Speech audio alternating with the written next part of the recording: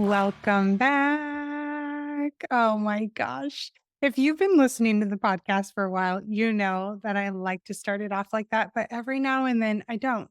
Why? Honestly, just to mix it up. But I had a meeting with a client last Thursday and they were like, "Why don't you say that sometimes? I really miss it." So I wasn't sure if I was being annoying, but I was like, this is my thing. So you may keep hearing it for a while now that I've gotten positive feedback about it. I'm just kidding. I've got a real quick episode for you today, and I'm excited to share this with you because it's something that I've noticed that has come up quite a bit over the years with clients and people who are not clients. What I want you to do is pause for a moment and think about a hard conversation that you have been avoiding or that you had, but it did not go well.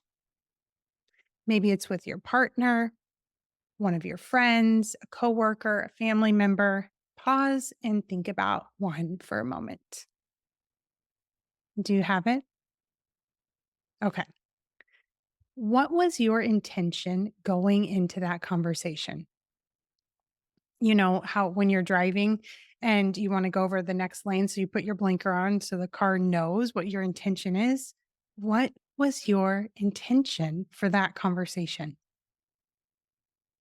All too often, when I sit with clients and we are working on framing up a hard conversation, they have a realization that their intention is one or both of what I'm about to say, that their intention is actually to be right or to convince the other person to see things the way they see them. And I want you to be really honest with yourself right now. How often has your intention for conversations been one of those two things? To be right or to convince the other person to see things your way? Truly, how often? And if you're sitting there listening and you're thinking, "Okay, I actually feel really called out right now." I get you. I've been there, and it's so common. And at the same time, not helpful. Because when you sit and you pause and you think long enough, it doesn't make anyone in the conversation feel good. I mean, come on. Think about when somebody else approaches you that way. How have you felt? Probably not seen, probably not heard. Am I right?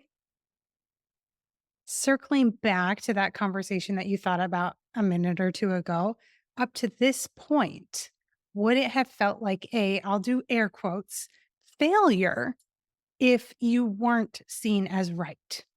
Or if the other person didn't see things your way by the end of that conversation? Would you have felt like, oh, like, why did I even bother having it? That was failure. What a waste of time. I hear that a lot and I get that. But how is that working for you? Is that helping you feel more connected to the people around you? No. What I want to offer you today is a new way to show up in the world.